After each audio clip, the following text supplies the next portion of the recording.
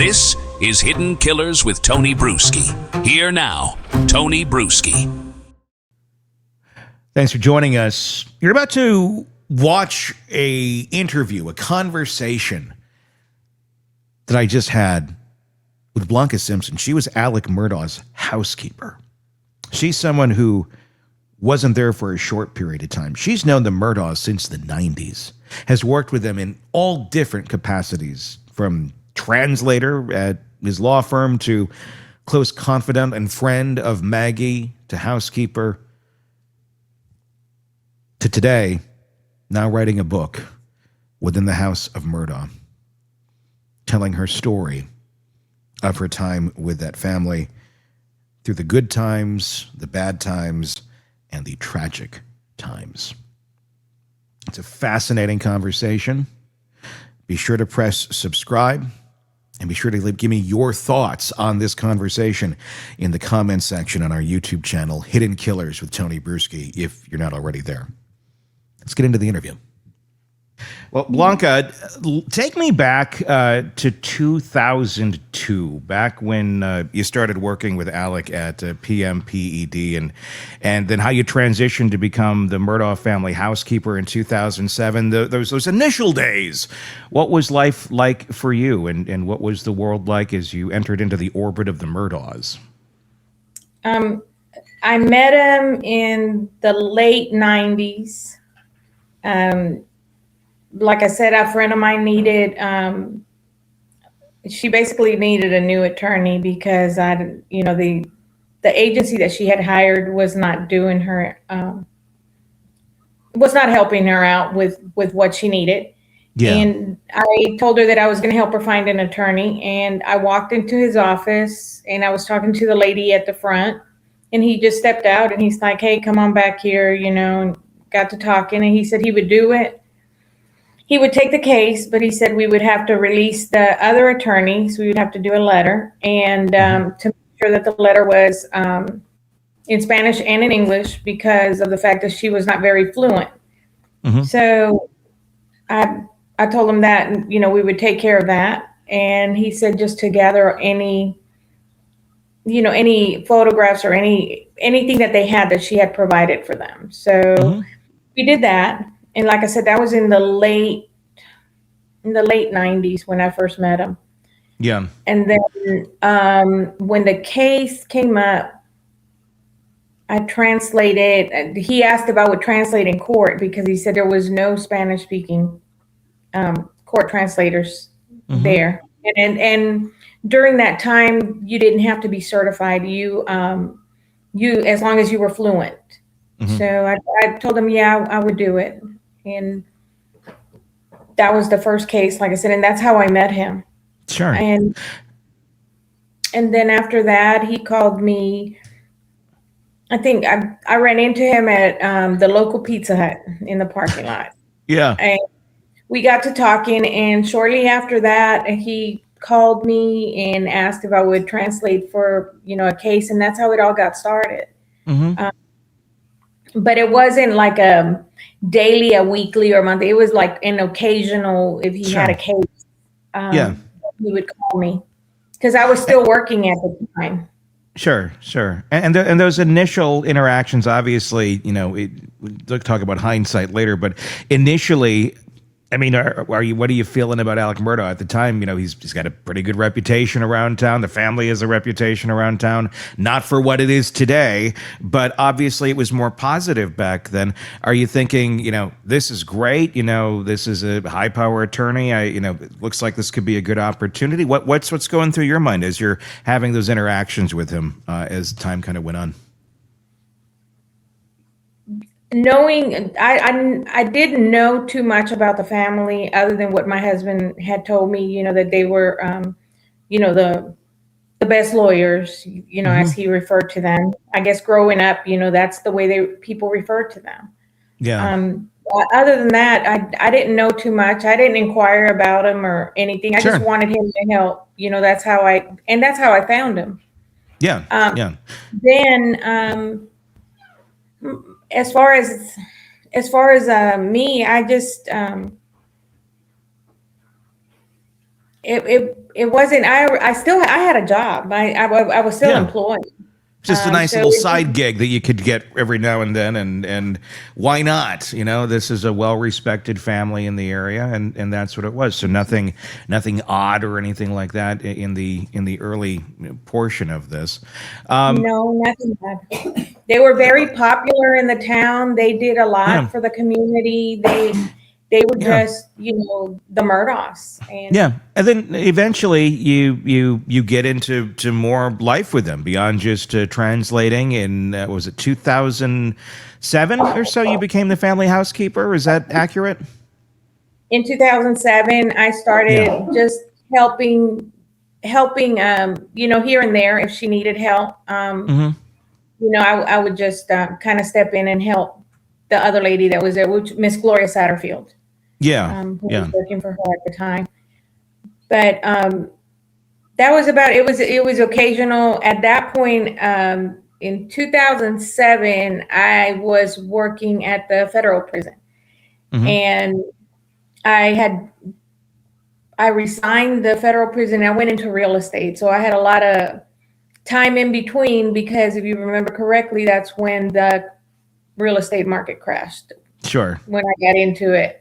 So I had in between me not, doing anything, I would go by the house and help, Maggie out. And that's how I got to know the family. But not Alec. I already knew him, and he was very easygoing, that, like I said, no worries attitude. Him and Maggie were the same way. They weren't flashy or anything, at least not in front of me. Sure. So that time span from 2007 going all the way up until about 2015, because I know you had to take some time off for your health reasons.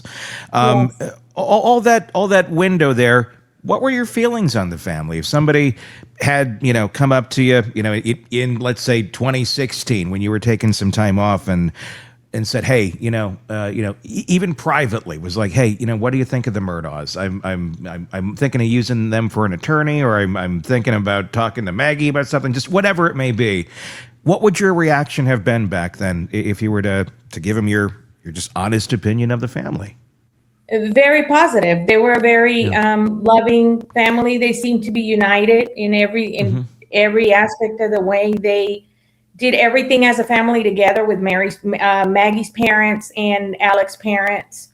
It seemed like every little affair, the whole family was included in that. And I liked that. I didn't have, I liked the unity in the family that I saw when I was around them. And that's what attracted me to the family. And I thought, they had, they just had that charisma with each other.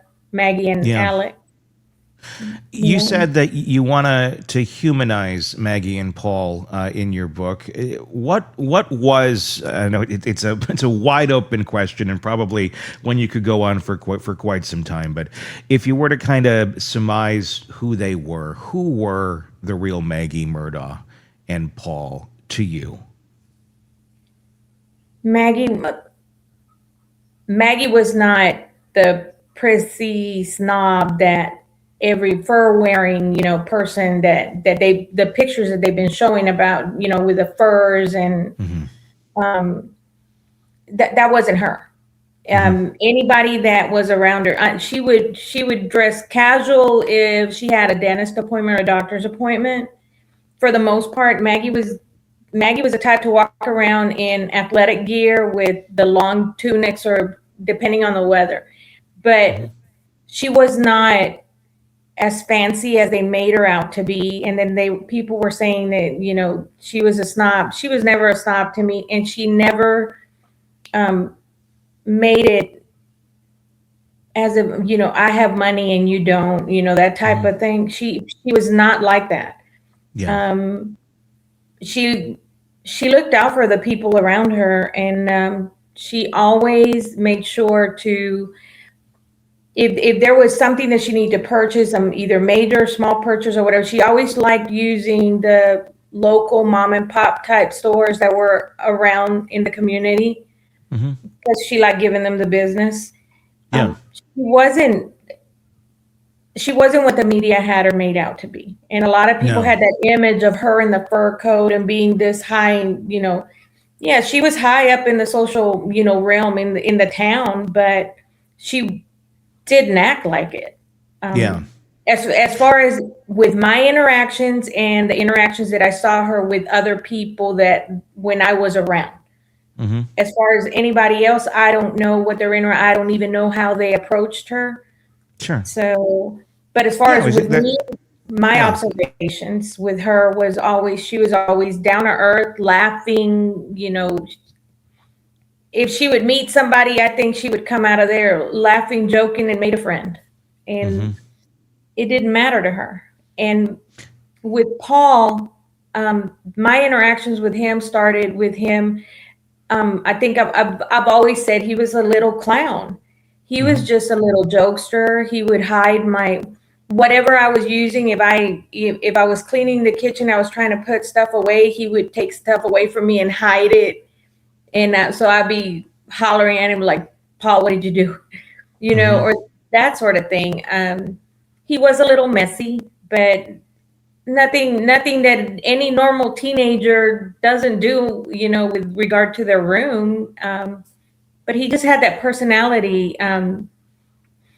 He had the little arrogance to him. I'm not going to deny that because I did get to see a little bit of that, but not to the point where he would not help somebody because of who he was. He would literally give you the shirt off his back. And that's the side that people don't know about him, and the villainization that a lot of media has created surrounding, that family. It wasn't true. It's not true. Yeah. And that's an interesting thing because I think the media and people in general, when you hear it and you learn about the case and you learn about everything that went on in the family with that boat crash, I mean, it's easy to damn someone when you look at the ingredients of what Paul looked like he kind of had been for a bit, but you consider his age, where he was brought up around, who he was brought up around, the entitlement, the arrogance. That's going to be normal equations for almost anybody in that sort of position at that sort of age. Take the money out of it. Kids at that age are going to be arrogant and they're going to make bad choices. And Paul obviously made a bad choice with the boating incident and the drinking and driving and all that. Obviously, bad choices, one that he couldn't erase because obviously it took the life of someone and injured others, but he was still a human. There was still a history and still a story to life beyond that. It's easy to judge someone, I guess, by their worst moments, but that's not really an accurate picture of who they actually are, is it? It really is not. Paul did have remorse, regardless. I've heard a lot of people saying, he was just arrogant. He was still doing, the partying and all that. He was a young man. He had a lapse in judgment and he paid dearly for it. But it does not take away from the fact that he mourned his friend, that he thought about her every day. He carried her obituary in his truck. Right there, when he would get in, it was right on the door frame, right there. He had it stuck in there. He carried her picture. He was, and he grew up with all of them, so they knew each other since they were young. And I wanted people to understand that. And also, even when they heard Anthony Cook mentioned, that he had another side and that he was messed up. His mother said the same thing. They've known him. And people still villainized him. Yeah. He did. He paid for it dearly, but it still doesn't take away from the fact that he was young, and he was remorseful and he was hurting. He was in a lot of pain. Yeah, it's not to excuse the action, but it's to look at him as a human being, and human beings make mistakes, especially when they're young. And as I say, all of us were young and dumb at some time. And sometimes the consequences to the actions and the choices that we make are far more severe than others. And at the end of the day, I don't think anybody looks at Paul and goes, he went out that night to try and kill his friend. No.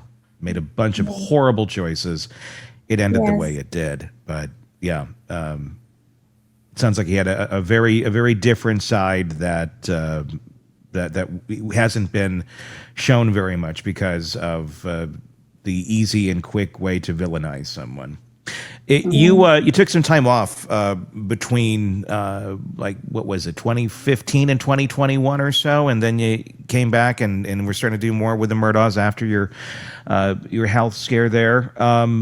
When you came back to the family and started doing more work for them, was the temperature different than it was prior? Obviously, you had come back a little bit after the boat crash incident, and they were facing all of the stress of that. What was the atmosphere like compared to what it was when you had to take some time off when you came back? I used to see Maggie in town during the time of my recovery, and so I was kind of up to date a little bit of what was going on. I never asked her about the boat accident. I simply called and I told her if she needed anything, to let me know. I was starting to move around a little bit more, closer to 2019 it was. And I was moving around, and so I kind of had an idea what was going on. And also talking with Miss Gloria. I would see Miss Gloria in town, and she would kind of keep me updated on everything and would wish me well. That's just who they were. Sure. But when I heard about the accident, the boating accident, I called to offer my support and ask them if they needed anything, and it was not. There was no other intention other than friendship. That I was there, if they needed somebody. I knew that they were going to be going through some turmoil, and I knew that they were probably going to need people around them that, that they could feel comfortable around. Yeah. So that's the reason that I called. And then she asked me if I would be willing to come back and help her. And I said, well, when do you need me? She's like, yesterday. So, so once I went back, I started off right as I had never left, right from the same place. I knew where everything was. I knew their routine. So I didn't really have to go through her telling me, well, I want this done on this day, this done. I already knew it. Sure. So when I got there, I went straight to doing what I did, but this time it was a little bit more, it started getting more on a more personal level. She was, it was taking checks to the bank, cashing checks for her, helping her buy, sometimes I would run to the grocery store and bring groceries, to the house, or if she needed anything. So it was more of not just the housekeeping duties, but other things, running errands for her, and whatever she couldn't do during the week, I would take care of that. If they had to go out of town, I would come in and make sure that the house was ready, for them when they returned. So I think my responsibilities became a little bit more it started getting more on a personal, sure, level. But even at that point, I was not, what I try to tell people is I never went there with the intention of becoming a friend. I just wanted them to know that I was there. I wasn't passing judgment on anybody. I was just trying to be helpful. Yeah. And which incidentally, that's usually ending up being what a good friend is, exactly that. And I mean, it sounds like It sounds like you kind of you just naturally became one over time because they got to know you, you got to know them, you know, almost being part of their unit in your own way. Would you describe it like that? They to some extent, I think it was like a dependency. They knew that they could rely on me, Sure. to take care of things for them. Sometimes without even having to tell me, I would take care of things because I already knew. Yeah. And I think they like that about me. Sure. As you got closer, you know, to them and they got closer to you and, you know, some walls come down and people are sharing more things about life. In the months before June 7th, you had mentioned in your book that Maggie had pulled you into a room and closed the door and had told you something about money. What did she share with you about the $30 million lawsuit that they were facing? She said Alec had told her that, you know, they were getting sued and they were asking for $30 million. And she said, we don't have that kind of money. I don't know where that number is coming from. She said, we really don't have that kind of money. And she was just concerned. She said, I wish Alec would tell me more, but he tells me just enough to kind of take me off the edge. And she said, I really don't know. I can't get him to sit down, you know, to talk to me long enough about it. But I don't think it was that he was hiding. I think he was just trying to protect her, really. You know, not to let her worry that he had it. You know, he was taking care of it.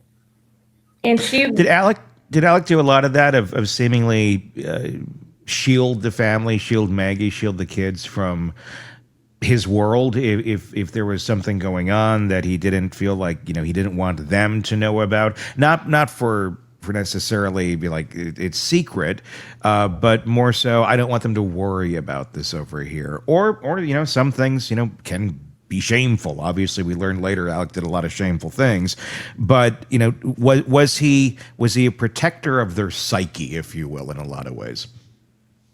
He was. He would always tell Maggie, don't worry, especially after the boat accident. He would always, even though Maggie would worry and she would hear gossip or people, you know, calling her names, and she would let Alec know. And Alec's like, well, they'll never tell me about it. He's like, don't you worry about that. You know, he said, I'll take care of it. So he was kind of like very reassuring to her that, you know, it was okay. He never let on that there was any problems. He never let on to that. He always was reassuring to her. But I think at that moment when me and her had that discussion, she was wanting to know more what was going on because of the things that were going on around her when she would go to town, how people would treat her. So she felt like she didn't really know the whole situation, the whole, you know, what exactly was going on. And it worried her. It really did. It worried her, the not knowing everything. Yeah. But she trusted Alec, that Alec was taking care of it.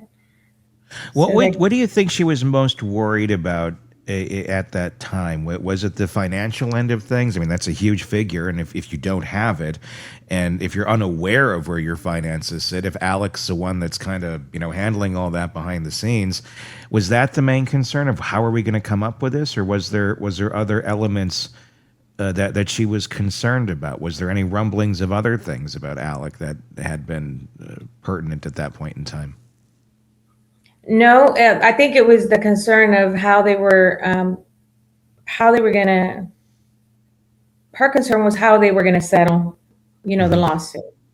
At that point, you know, $30 million to her was a lot. I mean, I guess to anybody is a lot of money, you know. But, I would hope so. But I think she. Maggie was the type of person that would have, not that she didn't care, and I think someone in the past took it out of context when I said, you know, she would have given everything, she would have sold everything to settle everything just to make it go away. And a lot of people took that out of context. She didn't mean it in a form for it to go away, like it never existed. Oh, sure. She loved them kids. She really did. Yeah. It was more of, we can start over. I will do whatever it takes, to make it right. And that was her mentality. I'll do whatever it takes to make it right. Mm-hmm. But unfortunately, that's not how Alex felt about it.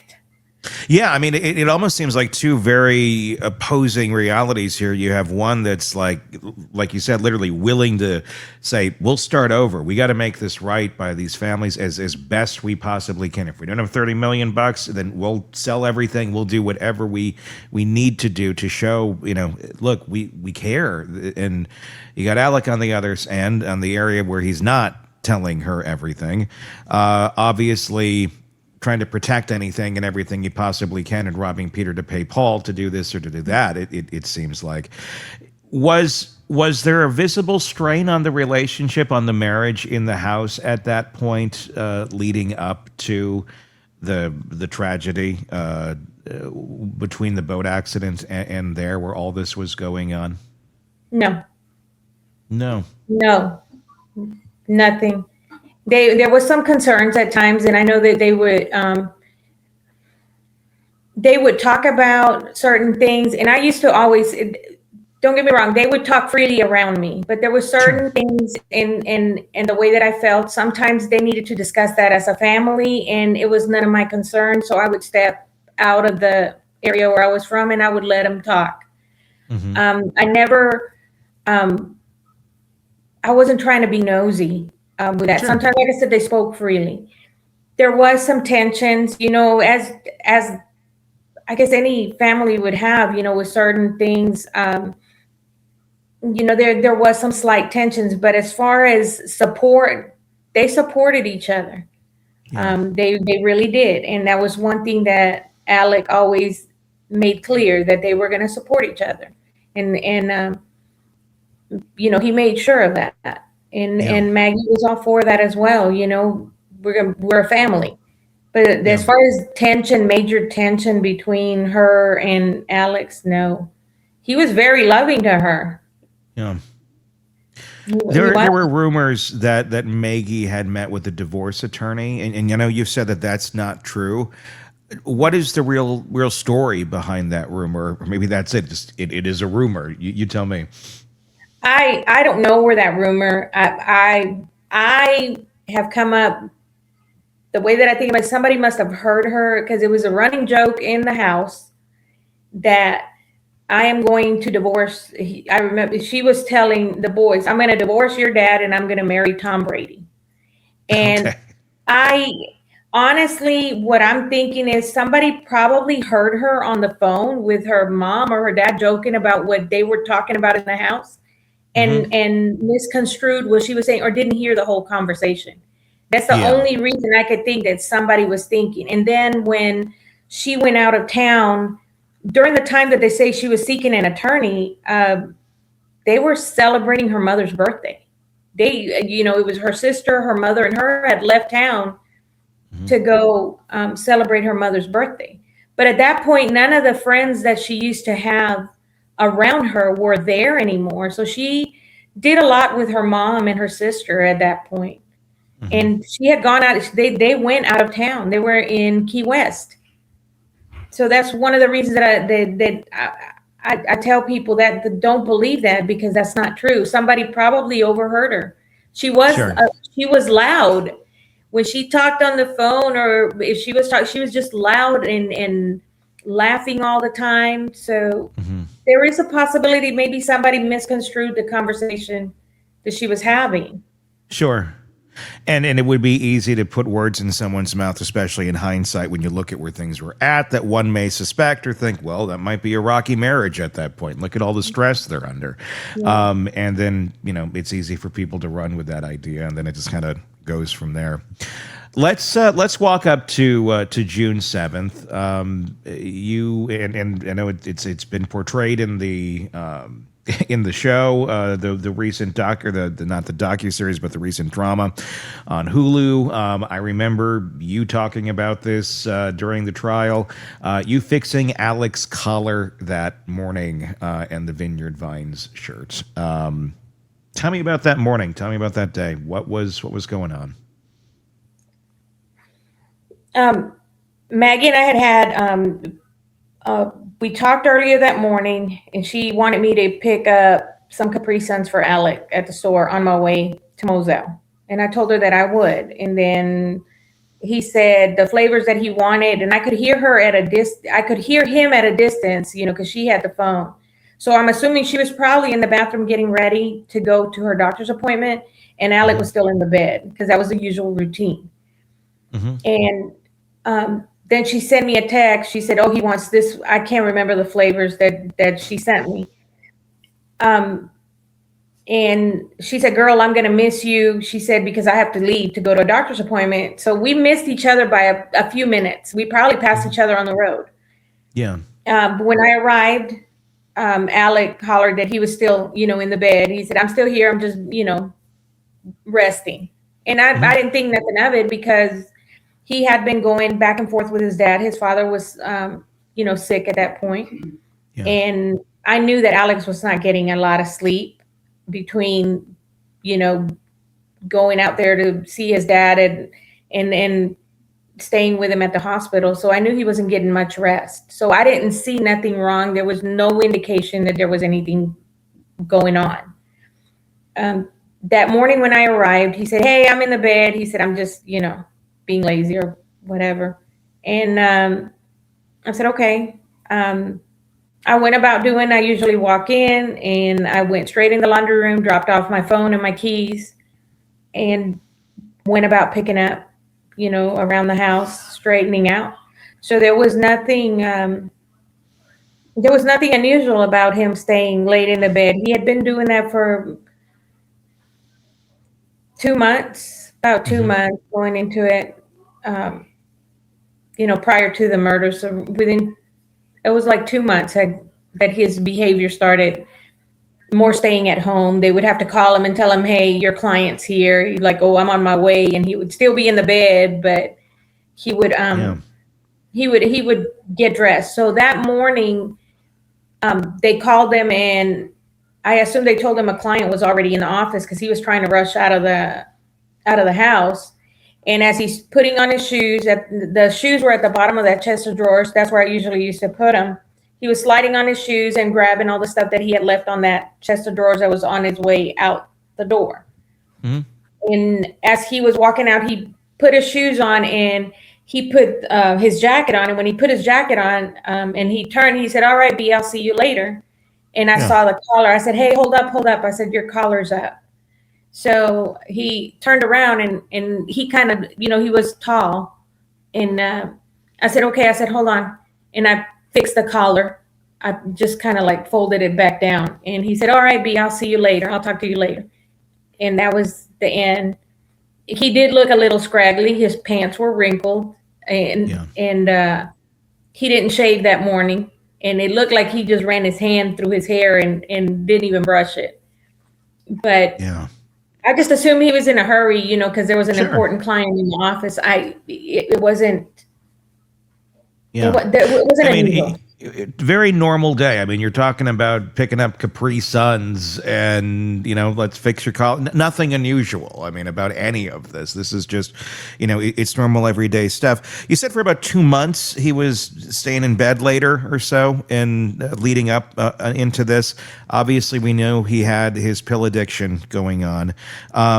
Were you aware of that addiction at that point in time, or were you aware of any other or was there any other behavior of his that was concerning other than, staying in bed for a long time? Kind of, it seems it's a depressive behavior. Folks that are, suffering from that tends to be something a lot of folks do when they're, working their way through that. What was your observation of his behavior leading up to all this? He acted normal. Yeah. He was functioning normal.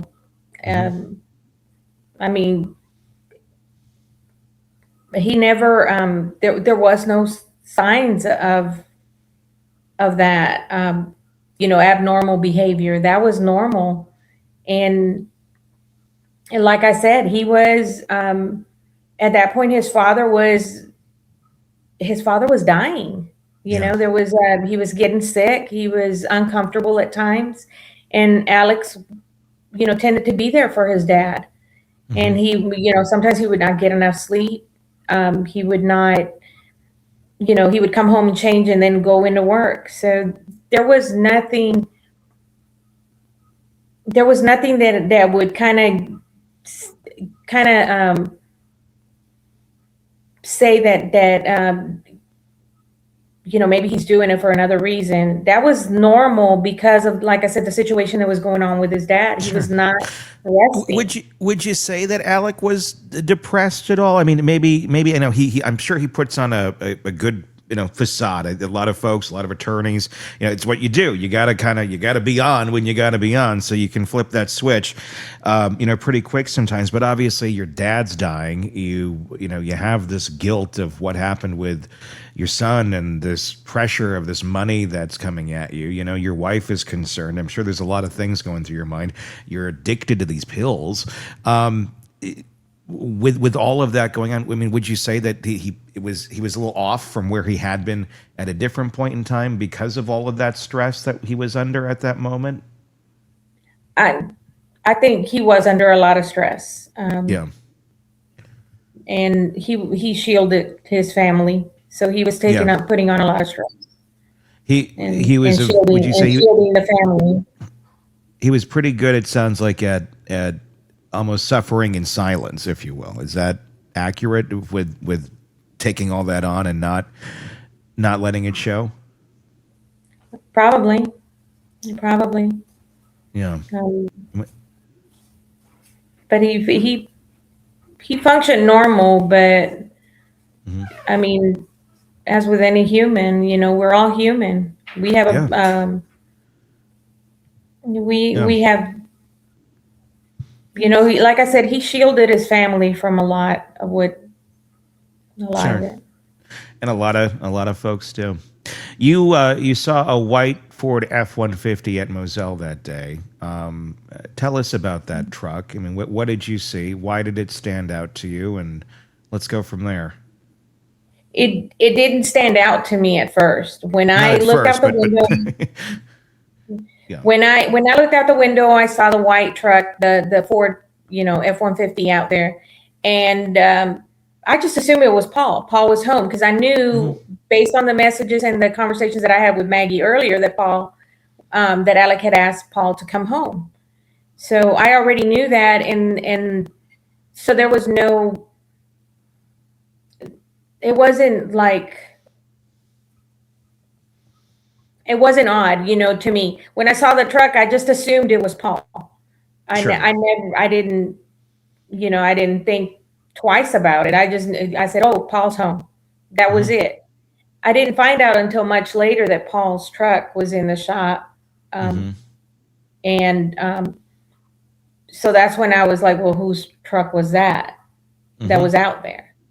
So, and when I left, when I was leaving that after I came downstairs, when I left, as I was walking out the door, I saw the tractor going across the landing strip, what used to be the landing strip, going towards the field. So I just automatically assumed that, oh, Paul's here, he's driving down there to the field. Yeah. I never, it didn't. There was nothing unusual, or I didn't think anything of it because, like I said, I was made aware by Maggie that Alex had asked Paul to come home and take care of the field. And it was my understanding that they were doing some kind of hunt, according to what Maggie had said. So I didn't. So nothing odd or out of the ordinary about it. Me at that point until later on when I found. Yeah, when you saw that track, and obviously hindsight's 20/20 on this. When you look back on that truck and then the tractor out in the field that day, who do you think was on the tractor?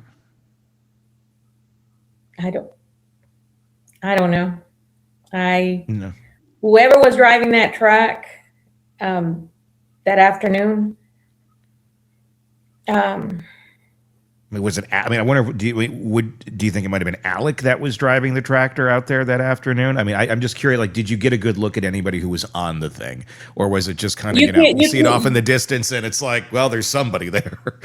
You couldn't really tell anybody, and you couldn't really tell who was inside because of the glare from the glass. Yeah, okay. It's enclosed, so you couldn't really see anybody in there, and that's why I just assumed it was Paul. Sure. I didn't feel uneasy about it or anything. It wasn't until later that I started thinking about it, like, well, who was that? Yeah. What do you, in hindsight, obviously at the moment you didn't thought, it's another normal day here in, Moselle. What do you think they were up to? Whoever was in that tractor was up to?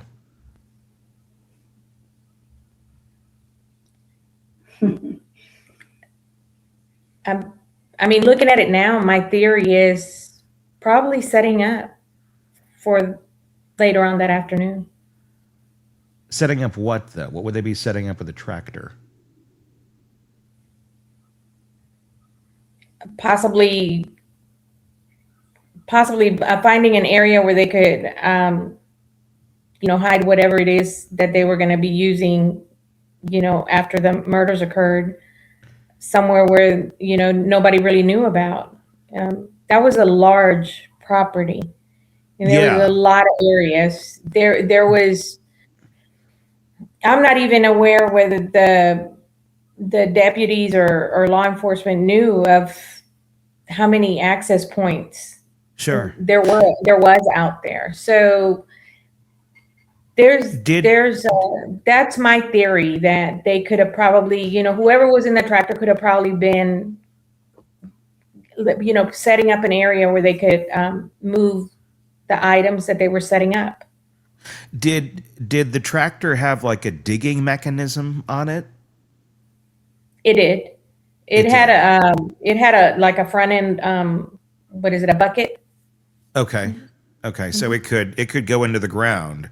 So yeah. If I'm not trying to in any way put words into your mouth, but I'm just trying to understand. You're thinking maybe someone's out there somewhere on this property where you could dig a bit of a hole in a fairly easy way, better than just going out there with a shovel, and dig a hole. And then if you need to dispose of something in that hole, boom, you can dispose of it and probably cover it up. And I'm going to guess, it's foliage and you can move things around. Probably very difficult, I'm going to guess, to spot exactly anything if someone wanted to make it look like it's just kind of back to nature. Would that be accurate? That would be accurate, because the foreman used to go out there and work in those fields, work around the fields or whatever they moved around the tractor. It wouldn't have been nothing unusual for tire tracks or anything to be out there. Mm-hmm. So, the tire, I'm talking about the tractor movement around around the fields, around the little small roads around there. It wouldn't have been unusual because they used a tractor to work on those fields. So there was, they wouldn't have seen nothing unusual unless they knew what, if they were looking for something. I don't recall the tractor ever being brought up in the trial or being part of any discussions on this case in the past. Are you aware, did SLED ever take a look at this tractor? Did they ever try and see if it traveled anywhere that day? What was the reaction from SLED when you had brought all this up to them? I never brought up the tractor issue. I tried to inform him of certain things as they came around and would ask me questions. Mm-hmm. Just like I informed them about the pajamas in the doorway. Mm-hmm.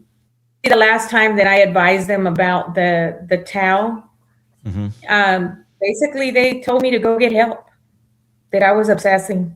So I just kind of stopped. And at that point, I just kind of stopped. I didn't I didn't say anything else. I had my theories. I started piecing things together. I wasn't watching the trial on a daily basis. I didn't really want to see him on the stand because I was still, it was hard. Sure. Especially sure. when you know our family. I can't imagine. And we'll get to some of those elements, but so you being someone who knows this family very well, you're part of their, their unit, I would say. There's an inner circle of people, and then there's unit. And I would say, from everything you're telling me, I mean, how long you've known them, how much they trusted you with their lives and such, that's part of the unit. And SLED didn't want to get, they treated you like you're obsessing over this, not, I would think. And again, we've seen a lot of bad police work before, so I am believing you when you're telling me this. But I'm just kind of shocked where you have this kind of a case, and they're just kind of brushing you off. It sounds like. Were you just as shocked by this? I was, and it did anger me when I was told to go get help.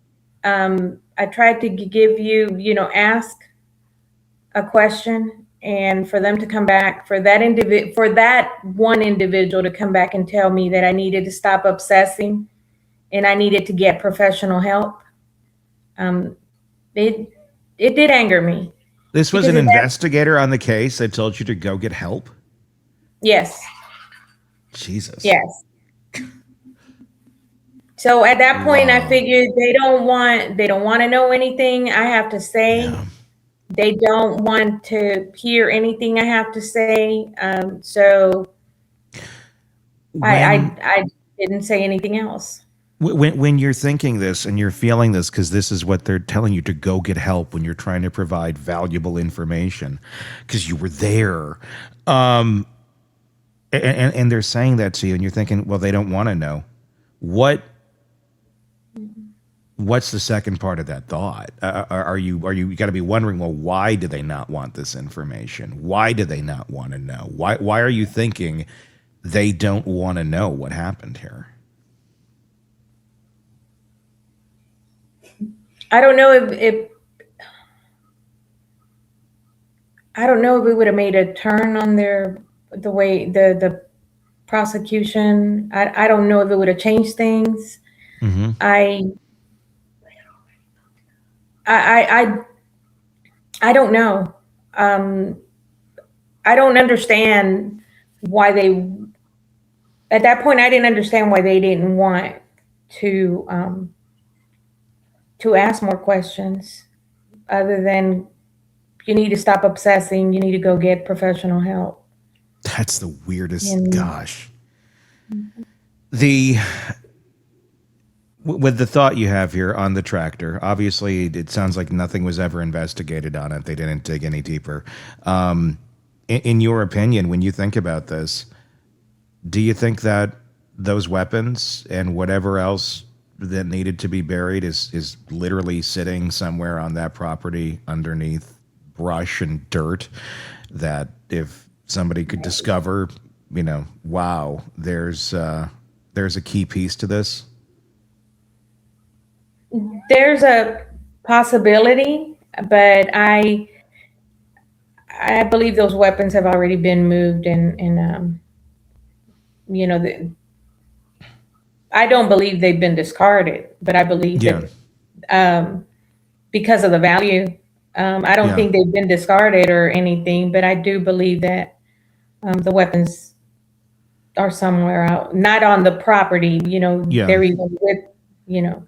So you think if they did bury them at that moment in time or right after the crime, because obviously they've never been recovered, that somebody would have gone back and retrieved those weapons at some point in time and gotten them somewhere else, other than value of those weapons? What makes you think that? It wasn't necessarily, I don't, it might not have been weapons. It might have been something else that they were trying to, hide or whatever it may be, that they would have put whatever it may be. I mean, clothing, the shirt, the clothing, the clothing, the shoes. that sort of thing. But I don't know. Like I said, if you've ever stepped foot on Moselle, on the property itself, Yeah. that is a large property. Yeah. There was 4 entrances to the property.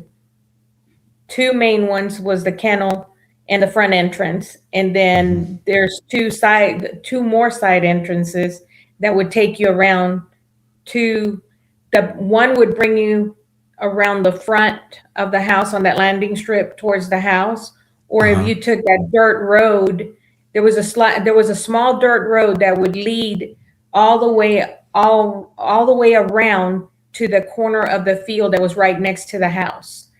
The other entrance would bring you all the way into the road. There was a small road.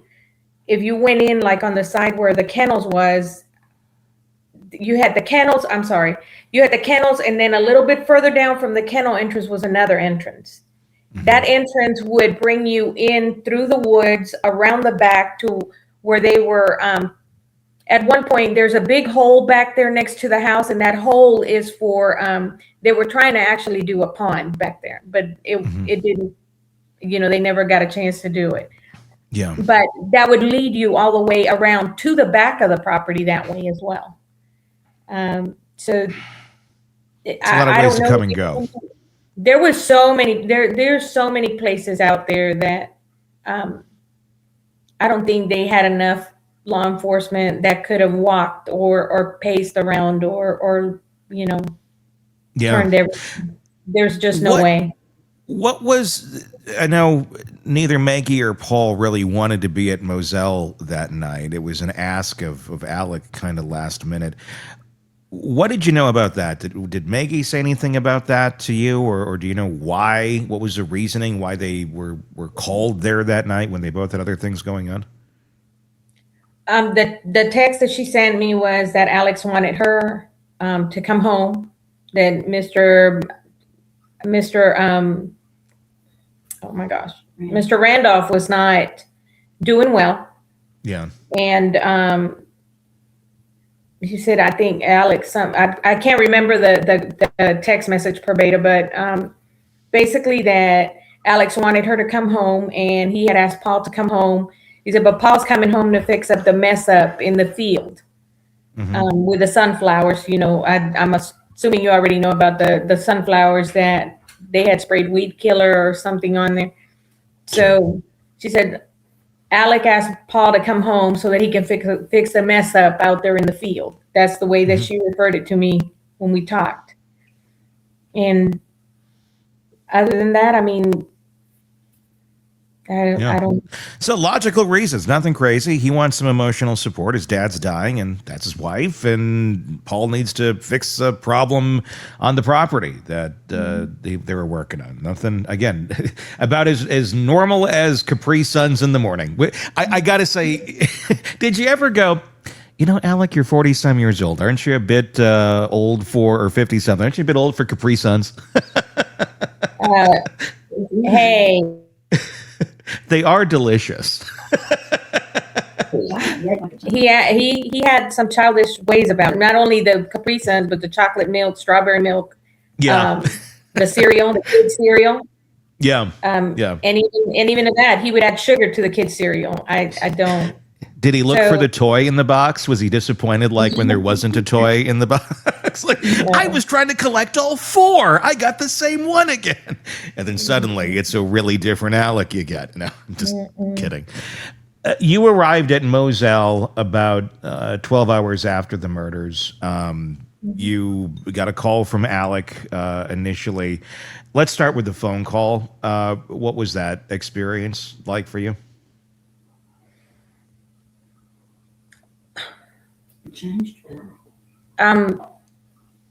I think I was in shock at first when I first heard it. I didn't.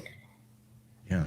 When I dropped my phone, I didn't understand what was going on. I honestly thought that he meant did they, and that's what I said. Did they go back to Edisto? But sure. It was. I don't even know how to explain the feeling that I got. That was just not something I was expecting first thing in the morning, when I'm getting ready to go out there. I was not expecting that. And I had no idea, what had happened at that point. So what was that drive like for you from home to Moselle as you're heading out there? I know you got there about 12 hours after the murders. I mean, do you even remember the drive? I could imagine this would have been a very, almost out of body moment. that's exactly how it felt. It felt like I was, even though the time was normal, everything was running normal. It felt like I was in a slow motion. And I that's just the best way to explain it. I felt like everything that I was doing was just going in slow motion. When I got in my truck, the first thing that I did is turn off the radio. I did not want I did not want to hear anything on the radio, no kind of music, no nothing, because I didn't want to hear whatever was playing on the radio or a commercial. It didn't matter. I just did not want to relay it to that date. So I turned everything off, and all I could hear was the engine in my truck and the road, as I was traveling. And that was the longest. It felt like an eternity, basically, to get out there. It was, I don't know. It's almost like it's almost like every second you were like, 1, 2, as time was passing by. I don't know how else to explain it. It was like time was going so slow. Sure. And I didn't know. Going so slow, and I'm sure in a moment where you just, you want to get through this. In a way, you want to just to pass so you can move beyond this horrible truth that, and you don't even know the truth of what happened. You just know that two people that you care about are dead, and you're heading to the house, to the family, to the mourning family. I can't imagine what was going through your mind when you got to the property. What was it like? Was anything out of place? Was everything? I mean, just give me your experience. I walked through the door. When I first arrived, I looked. There was no fresh tracks on the grass. And some of the things that I would always notice when I would arrive in the mornings was when somebody would leave, you kind of left the tracks on that grass in front of the house. So I kind of had an idea who had left, or who had left earlier before I arrived. But that morning, as I was driving in, I didn't see you could see older tracks on that grass, but you could not see fresh tracks. You would literally be able to see the fresh and the old tracks on that dew on the grass. There wasn't any. There was a deputy's car on the left side by the last tree in the driveway. They had a line of trees. There was a deputy car right there. I pulled straight up. I looked to the right, and Maggie's car was sitting off to the right. It was a little odd, but I wasn't really thinking straight at that point. I wanted to make sure that I got inside the house and try to make things as neat and try to make sure that the house was in order for when her parents arrived. That was my main focus, is making sure her parents were going to be as comfortable as I could possibly make them, when they arrived under the circumstances, and her sister as well, and the rest of the family. I paid attention to, like I said, when I walked in, I didn't turn on any lights. I stepped through the front door. I closed the door behind me. Nobody stopped me. Nobody said, "Hey, you can't go in there." nobody said anything to me. So I walked through the door. After fumbling with the keys, because I dropped the keys when I got to the door, I dropped the keys, and I opened the door. I closed the door behind me, and I took a few steps, and I just stood there. And usually the house usually was like, cold. Mm-hmm. But that morning it was, I don't know how to explain the coldness that I felt. It was different. And in my mind, I was still in disbelief that I was never going to hear her, her voice again, or I was never going to, hear Paul. And I had to take a moment and kind of step back. And the only thing I remember is the ice maker dropping the ice. I could hear. Yeah, I think it did it like twice. Yeah. So that tells you how long I stood there, because I heard it drop the cubes. Yeah. But the whole time I was there, when I first arrived, it was the feeling of not ever, that the whole dynamic had changed, that I was never gonna, that they weren't living anymore, that they were gone. Yeah. Their existence, they were no longer in existence. And it was hard for me because when I would walk in the mornings, Maggie would walk out with her little clunky shoes, whichever ones, and like, hey, Blanca, what you doing? What happened? What did you do? It's just making conversation. You want some coffee? How'd your weekend go? Depending on the day. Yeah. Or Paul, walking through the door and finding Paul would leave a trail of clothes. And I would fuss at him at times, but, like normal teenagers, it'd go in one ear and out the other. And, but I want to ask you about Maggie's car. She said it was parked off to the right, and that, I don't know, you've mentioned that that's not where she would normally park her car. Why would her car be parked somewhere else? Because obviously she did go there. Why would her car be parked in a different spot? That's a weird part to me about it. Can you explain that at all, or do you have any ideas as to why it would have been parked in a different spot, or maybe she did just park it in a different spot that day? I don't know. I have theories in my book,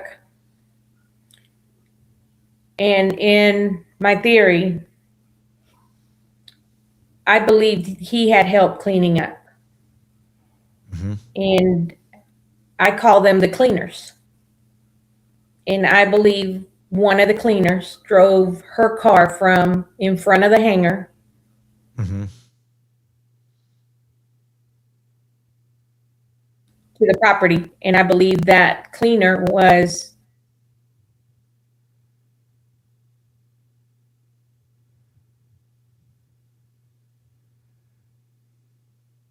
the kitchen entrance was to the right.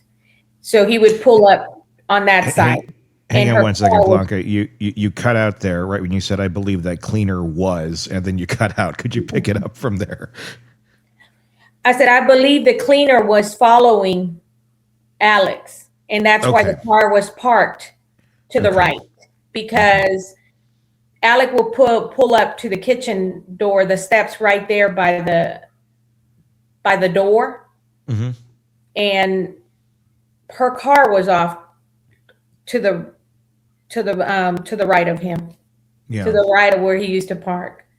And that was unusual. That was just unusual. That's not the distance, that she would have to walk to get to the front door. Yeah. It's like someone who didn't know the situation, but had some brief instruction. Go move that car, Okay, go put it up by the house. Okay, I'll put it up by the house. There was other points that I know you've mentioned in the book about things being odd in the house, pajamas, pots, the bathroom. Can you talk about that a little bit? Once I got myself together, gathered myself, I went like I usually did, straight to the laundry room. But on my way, as I turned and I looked, and I noticed the pots were off the stove, and that was not normal. That was just not normal for them. Would it be normal for Alec by himself, to be, in a different type of like men do things a little different than women sometimes. And he said like some of the pots were in the fridge with the covers on and things like. Would that be something Alec would do if it were just him at home, or is it was just like completely out of character for any of them? That was definitely out of character for Alec. Yeah. For Alex to put that, lids on that wouldn't have happened. Maggie would have probably left the pots on the stove, maybe put the food away at times, depending on how much food was left, but not the entire pots with lids in the refrigerator. Yeah. That was just not, that was not them. I knew right away that was not them that did that.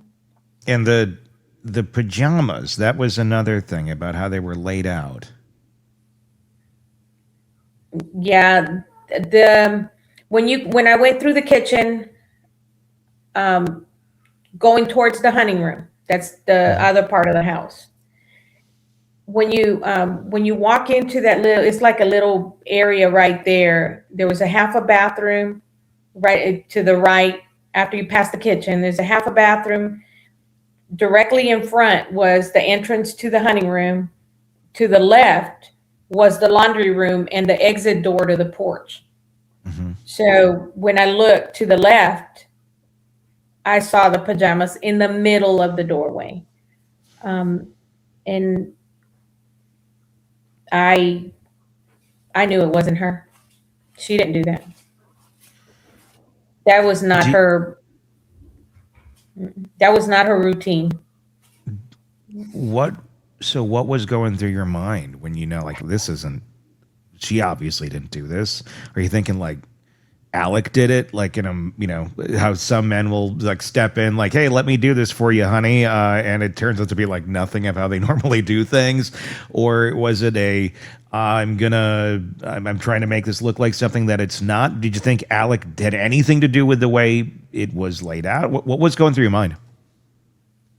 Not at that point. I just knew that she didn't do it, and I knew somebody else had done that. I just knew it was not Maggie. Retrospectively, when you look at it, with all this time, who do you think it was that did it? Alec, with the help probably of one of the cleaners. Yeah. Do you think? I mean, that's an interesting move. The pajamas. Do you think that was just kind of a buffoonish oversight? Yeah, like I said, like obviously horrible situation, but one of those things where make it look like she's getting ready for bed, make it look like she's going to be staying here that night, and somebody said, hey, should I lay this out? And he's like, yeah, maybe Maggie would do that. Like just in the moment of stupidity. Because I would think, after how many years of marriage, he would know his wife's routine a bit and wouldn't necessarily think, hey, let's do something that's completely out of character for her. I don't know. I mean, then you got to also throw in the drugs that he was on too. And sometimes that can convolute thinking. Just the decision-making process on something like that is interesting if you're trying to cover up for something. I think when you have adrenaline going through you after going through some kind of traumatic event, you have that adrenaline going through your body. You're really not paying attention to a lot of details. And like you said, he probably did say, well, we can do this. We can lay out the pajamas and put it there. Yeah. But in reality, you think you're doing something, to throw people off, I guess. but you're really not thinking. All that adrenaline is moving through your body so fast that I don't think you're really thinking it thoroughly. Yeah, I don't think he was thinking thoroughly. You found Maggie's wedding ring under the driver's seat of her Mercedes. Yes. Interesting spot for a wedding ring of a dead person. Did she normally always have that wedding ring on? Did she take it off on any occasions? What did it mean to you to find that there? Maggie had 3 bands that she wore on her wedding ring, on her wedding finger. It was a sapphire diamond, a diamond, and another sapphire diamond. It was 3 bands. If she removed one, she would have removed all of them. And her usual routine was remove her rings, her bracelet, her, whatever, her watch, if she was wearing it, and either set it up on the windowsill or on top of the microwave. There was a bowl up there where she would put them in there. Or if not, she would take them in the bathroom, and sometimes she would leave them on the corner of the tub. But not just one single band and not the others. Yeah. And there was a lot of confusion about that in the beginning. They're like, why would she remove her wedding band? Yeah. What people didn't understand is that it was three bands on that one finger.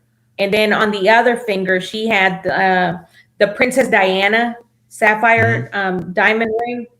That's what she was wearing. And a Chanel bracelet and a tennis bracelet. So I don't think people realize that it was 3 rings. At first, I think people were confused about that. So what does it mean to you that it was under the car seat? I mean, is this something, there are a lot of thoughts going through my mind of like, was someone thinking they're going to go, make a little money off of this thing after the fact? Did they take it off of her after the shooting?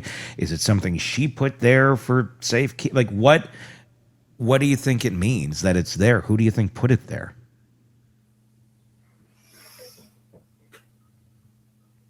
The most obvious and the one thing that makes more sense to me is that the ring was removed. I believe whoever was out there helping him clean up removed the ring, was not able to remove the other 2. And in moving the car back, following Alec, was probably trying to put it maybe like in a cargo pocket in their pants, trying to put it in there quickly, and it fell out of the pocket and ended up on the, to me, that makes more sense. That whoever did, whoever moved her car, the cleaner that moved her car. Yeah. And basically, I believe they got spoofed or something while they were trying to, and it was just like a hurry up, and was following behind. And not even realizing it. Not even realize it until later on when it was brought up, that the ring was under the seat. Let's talk about the moment when Alec came to you to talk about the shirt, to say, yeah, remember I was wearing this shirt, and you know he wasn't earlier in that day. Was that just a simple conversation? How did that go, and what were you feeling as he walked away? When he came in the little house, that's the guest house that sits between Mr. Johnny Parker, his old partner, and his brother's house, Randy. There was a small property right there. It's a guest house. When he walked through the door that day, he was pacing back and forth. And then he said, B, come and sit down. He said, I need to talk to you. And at the same time that he was pacing back and forth in the living room, he was holding his spit cup, in one hand, and he kept like rubbing his belly, almost like he had heartburn or something. But he was not, part of his shirt was sticking out of his pants. He didn't look put together, if I can say, he wasn't put together, his shirt was hanging out on one side and he was holding that cup and he just kept like rubbing his tummy. I could still see him rubbing his stomach, around in circles and pacing back and forth. And he said, come on and sit down. And I was like, oh, wow. He wants me to sit down. Usually if you wanted to talk to Alex, you had to kind of like follow him around because, that's just who he was. So I sat down and he said, you remember what I was wearing that day? And he said, the Vinnie Vines. And I just listened to him. And in the back of my mind, I was like, that's not what you were wearing. But, I didn't really say anything, but it was confusing to me. That's the best word I can use. It was confusing as to why would you be asking me, that. And I did call my my husband and I told him, and he said, well, that doesn't sound right. And I was asked by David Owens if I noted any, and I did mention that to him. But like I said, at that moment, you're not, I just listened. And He had just come back from. I had no idea that he had just come back from the SLED interview that day. Sure. I had no idea. He never mentioned that. So he's starting to put things together in his mind, and he's starting to see his loose ends, it seems, and he's realizing, oh, that's a bit of a loose end. So I better make sure that his unit, if you will, everybody's on the same page. Do you think he was just expecting do you think he knew what he was doing? That he was kind of hinting at this and expecting just compliance of this is what I was wearing? Do you think he knew that it would come across as, almost like a forceful, like in a non-forceful way of, no, this is what I was wearing? Of course it was. Okay, let's move on. He wasn't being forceful. He was just no, but in a passive way. Yeah, he was. It's kind of like reminding me, or hey, you remember what I was wearing? That Vinnie Vines shirt. And when you objected to that, I didn't say anything. I was. You didn't object at all. Okay. I didn't. I looked at him and in my mind I was like, no, that's not what you were wearing. And I just, like I said, I listened to him. I had no idea, like I said, that he had just talked to SLED and that SLED was looking at him at that point. I didn't know. Are you starting to get a sinking feeling at this point? Not, even though my husband told me I needed to be careful, I was still hopeful that I knew where my husband was going with that, but something inside of me didn't want to hear that. Sure. Well, nobody would want to, that's a hard truth to accept, no matter what. Was it the beach towel in his Suburban that was a big moment for you? Yes. I knew at that point he was in the laundry room. What did that, when you saw that, what was going through your mind? Why was that the aha moment? The pajamas were laid out in the laundry room. The shirt he was wearing came out of the laundry room. The towel came out of that laundry room. And it just, the towel, to me, the towel was the key. You were in that home. You changed clothes. And like I said, the towel just told me that he was, and then Mr. Waters also, when I heard Mr. Waters say, well, did you have a burst of energy? All of it, were you something about jumping jacks? Were you doing jumping jacks? that his phone hadn't moved, and then all of a sudden he got this burst of energy, so many hundreds of, steps that he made. That just didn't make sense. He carried his phone everywhere. He was always on the phone. And then for the phone to go silent and then all of a sudden a burst of energy, to me tells me that's a person that's running around panicking, trying to get everything situated and running back and forth to the house. And I don't even know if anybody ever really measured steps from the laundry room to the master bedroom and back to the laundry room, and so forth. I just think his lapse, I think he forgot that his wife did not wear, underclothes with her pajamas. And that's where I think that whoever the cleaner was that helped him was, he might have pulled the clothes running back and forth, but I believe that was a setup, because that was my number one clue right there. She did not wear underclothes with her night clothes.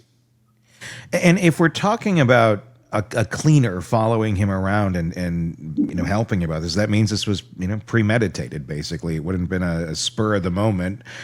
For whatever reason, somebody snapping and doing this. If you have help that's ready to jump in, obviously the official story, the official the way it was hashed out in court, familial side, he was embarrassed. He was he had to get rid of his family because he didn't want to face the wrath or the reaction or the shame of all of his financial crimes and everything that was coming along with that, and the boat crash, all of that. What do you think happened here? Do you think that is the reason that this took place? Do you even think Alec is the one who was behind the weapon, or do you think Alec was more, what sort of role do you think he played in this? There have been so many people trying to theorize on that. And my personal theory is what I wrote in the book. Plan A did not go well. Trying to get in contact with the Mr. Rowe to come out there to the property. I think plan A was totally, off. And when Mr. Rowe didn't show up, he had to go to plan B. And plan B was planting that seed that perhaps it was the kids on, and I don't mean no disrespect when I call them kids, but to me, they're kids. I have kids their age. Yeah. But that started his story about the boat. The people on the boat could have done it, and so forth. What he forgot though was that while he was testifying in court, when they asked him about was anybody else out there, during the time that Bubba takes that chicken in his mouth, and Maggie's talking and Paul's talking, and you kind of hear him interact a little bit right there.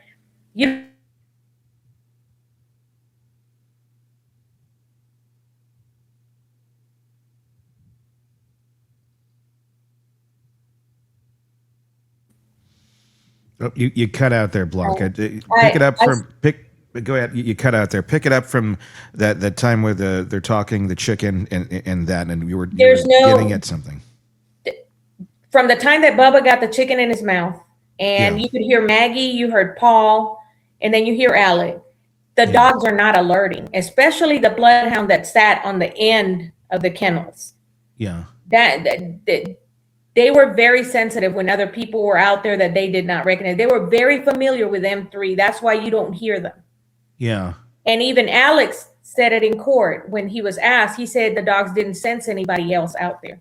Yeah. So there's been a lot of people that are saying, well, so-and-so could have come on there. Well, you can tell when he's on the phone with 911 that somebody else is out there. You could hear the dogs. As quiet as Alec is trying to be on that phone, if you listen to the tape, you can hear the dogs. You can even hear Bubba whimpering in the background. And you can hear the other dogs anxious in the background. while he's on 911. And then however they tried to have their say so about why he said here. He said here to whoever was out there helping him. Take something, or here, take this, or whatever. So the dogs were alerting at that point. The dogs were very anxious. You could hear him in the background. When he says here, it's not that he's talking to the 911 dispatcher, because if you hear the call, he doesn't really answer why he says here. It's a lot of, he's kind of like leading him into that question as he's talking to him, Mr. Griffin. Yeah. So he doesn't really answer that. And then Alex himself said in his testimony about the dogs didn't sense. There was nobody else there. The dogs weren't, they didn't sense anybody. And I have been from the time that I heard that video and I started kind of settling down, there's no way there wasn't anybody else out there other than Maggie, Paul, and Alec. The other people that arrived, the cleaners that I call them, arrived after to help. And I think he made that call. I messed up. I need for y'all to, I need for y'all to come to my house. Something happened. I don't believe that they got there or that they helped him in any way with the crime. That's not my theory. My theory is that they helped him. By the time they arrived, it was already too late for Maggie and Paul. Do you think Alec is the one who pulled the trigger? I do. There's too little time for, and the dogs are not, like I said, the dog's alert. Though that bloodhound and the little, the one that they call Tappy Toes, it's like a small version of an Irish setter is what I call it. Those dogs would alert, and they're not. Why do you think he did it? I mean, for knowing what how tight of a unit they were, it doesn't seem to make a lot of sense that he would. I mean, I get the familial side. Do you think it has something? Would Alec have done this if he had been in a different mind state? If the drugs weren't part of the equation? If all this stress, his dad dying, the boat crash, all these things, was it a perfect storm? And you got this bizarre version of Alec that Alec didn't even know at that moment in time that did this, or was this just the deep down real piece of Alec where he saw no other options out of all of these things, and the only thing he could go for would be some empathy, where the person whose spouse was just murdered and son just murdered, and woe is me. What do you think was going on there in his mind? What I believe is he knew that the motion to compel was coming up that Thursday.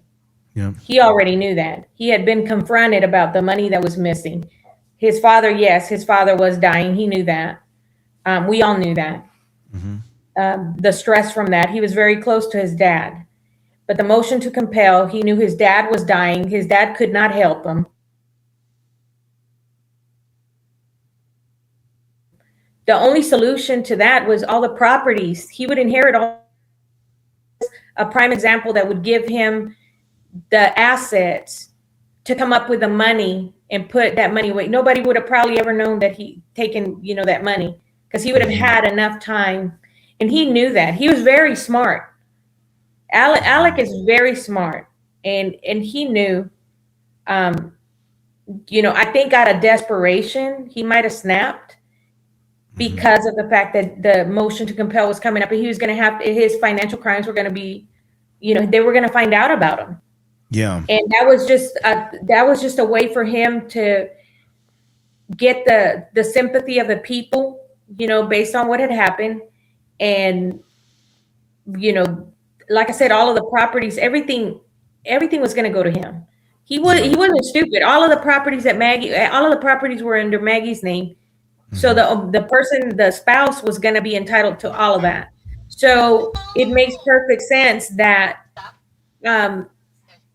he knew what was about to happen, and he didn't want it to happen. And unfortunately, he made a decision that is unforgivable.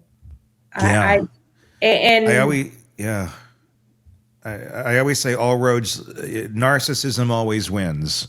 Not the narcissist, narcissism, because it destroys anyone who practices it. And it seems like this may be exactly what happens. Do you think, in your perspective, when you look at everything, where it sits right now, and if he did snap, if this was just some insane moment of his, do you think Alec believes he did this? I think he's in denial. I just think he's in denial. He's never, will he ever, he ultimately, the only person that knows what happened, the truth about this is him. Yeah. Whether he will ever tell us, that's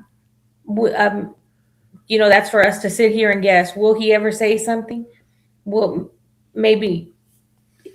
Yeah, I mean, it makes you wonder. I don't believe so. He's going to continue with a narrative that somebody else did it, that he's basically innocent, that he didn't, because he knows the stigma that goes behind with killing your wife and your child. He knows that. And he wants that sympathy from the people, that he lost his wife and his child, in a brutal way. But it makes you wonder, like, does he even remember this happening, or is it something he's blocked out and is now literally just drinking his own Kool-Aid and believing the narrative?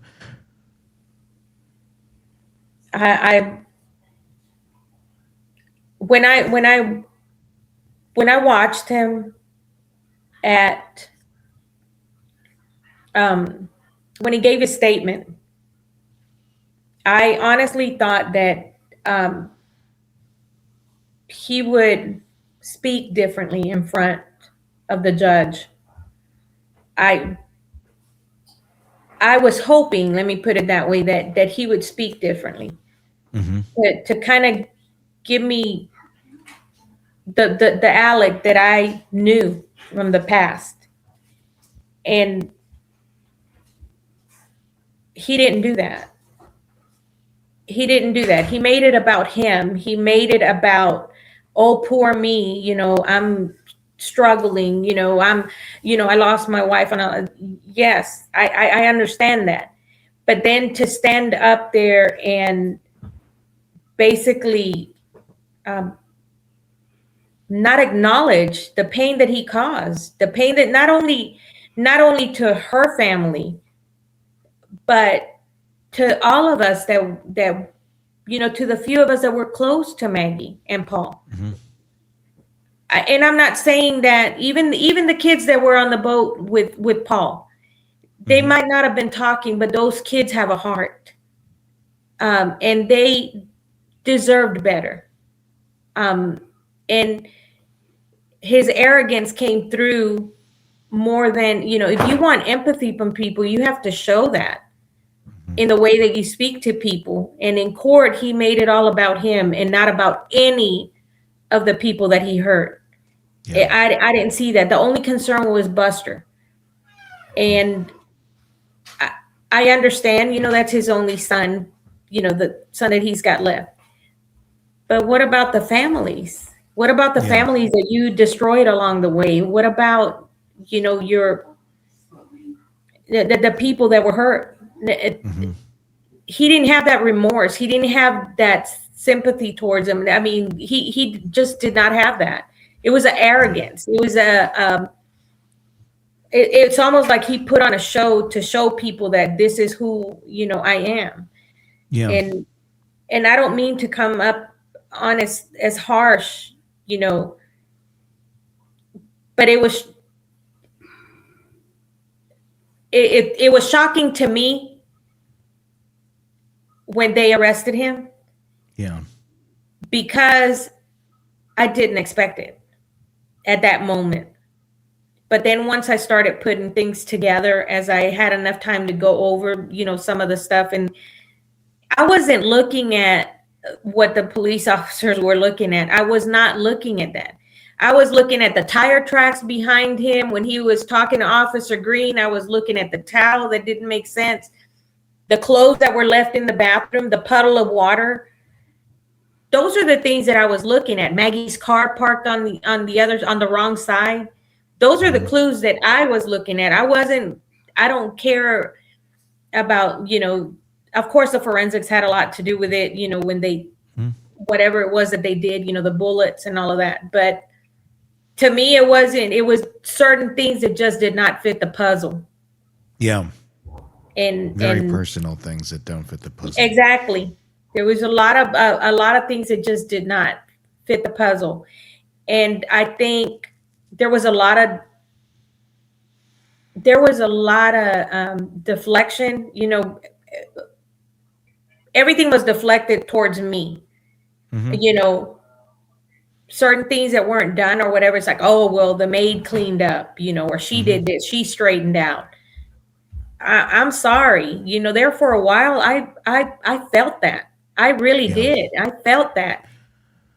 But the one thing that I feel good about is the fact that I was not in law enforcement, and it was not my responsibility to serve that warrant on that home. Yeah. So as far as using me, it was easy for people to deflect everything on me and saying, oh, she cleaned up, she did this. And I'm over that. I didn't do anything wrong. I didn't do anything wrong. I don't take it that way at all. You were doing what you were supposed to be doing, and nor did you have the benefit of hindsight to see everything that's going on. No one knew what was going on at those moments in time. No. So you were doing what you were supposed to be doing at that moment. Yes, I know you have Bubba, correct? I do. How is Bubba? Bubba's had some. I've had some touch and go moments with him, but he was diagnosed with diabetes. Okay. He started having seizures before I got him. I know Maggie had to take him in for in the middle of the night because he was having seizures. Yeah. But he was doing well on the medication and everything. So, once I got him, I guess it was an adjustment period for him. Some days he would eat, some days he didn't want to eat. Yeah. And then all of a sudden I noticed within days, he was eating normal. He was drinking water. He was doing everything normal, but I noticed that he was not gaining weight. And that's when I rushed him and I found out that he was diabetic. So they tested him. They ran all kinds of labs on him. I found out he was diabetic. So we got him on the medication, the insulin. We finally got that under control. He wore a meter for some time, to kind of get his readings. Yeah. It was really hard on me at first because follow every 2 to 3 hours. If the meter would alert, I would have to be right there to see, whether, what I needed to do. Give him food or water or whatever he needed. And it was touch and go there for a while, but sure. I'm so thankful that I got a great team that has helped me control his diabetes. Yeah. And given him, he did go almost completely. He can see shadows, but he can't really see.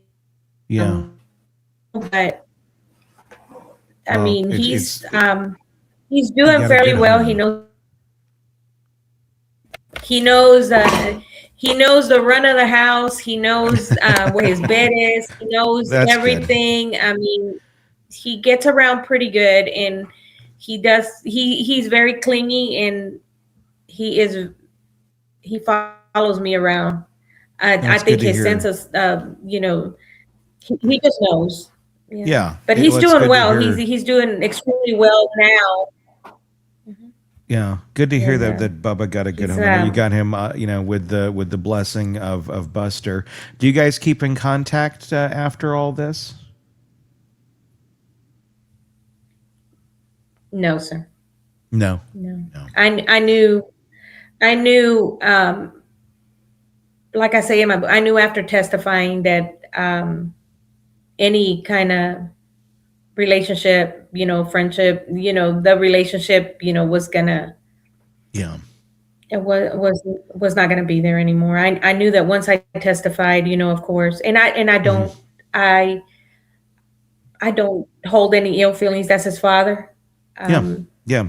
And I mean, that's a I dynamic can't say, that I can't say. That's still certainly a personal one. That's for still him. his dad. That'd be one that all I can say is all I can say is I hope he's happy, and I hope he's. I just want him to be happy, and if it meant not ever speaking to me again, as long as he's happy and he's living his life according to what Buster wants to do and not what anybody else wants him to do, and he's happy. I don't care if, as long as he's happy, even if he doesn't speak to me, it's okay. I'm okay with that. But I just want to see him happy and as best he can and go on with his life and for people to let him be who he is, let him live his life. Let him have his own identity outside of all of this. One more question. Yes. Do you think Alec deserves a new trial with all that's going on right now? It's legal. If it was up to me, I think I say it in the book where I think he got a fair trial. Yeah. But unfortunately, it's not up to me or anyone else that thinks like me. We are all entitled to a fair trial under the law. Sure. And if that's the case, then we just have to follow the rule of law. And if the rule of law specifies that he needs to get a new trial, then, Yeah. It would be, if there would be a new trial, it sounds like you have some information that could be rather valuable to the prosecution that didn't make it into the first one, if they would only listen. I don't think that they're going to call me to testify. No. Would be interesting. I don't. Yeah. Stranger things have happened, especially around all of this. Other than to tear away at the theories that I have, or to sure. Other than that, I don't think that they would do that. It will be fascinating to see what happened. Thank you so much for coming on here today, Blanca, and giving us your insight on what life was like through all of that and your many decades with the Murdaugh family. Thank you again so much. A big thanks to Blanca Simpson for joining us for this conversation and sharing her experiences. Her book is out now, Within the House of Murdaugh. That is it right there, available wherever books are sold. Love to get your thoughts on the conversation on our YouTube channel in the comment section. Please weigh in. Let's hear your thoughts. And if you don't mind, press subscribe wherever you're listening to us right now so you don't miss any of our coverage of this and the many cases that we follow for you right here and on Apple Podcasts. Go ahead. Please leave us a review on Apple Podcasts. We do greatly appreciate that. And it helps other folks know that this exists so they can hear our content as well. We do appreciate that. Until next time, I'm Tony Bruschi. We'll talk again real soon. Want more on this case and others? Then press subscribe now and don't miss a moment of true crime coverage from Tony Bruschi and the Hidden Killers podcast.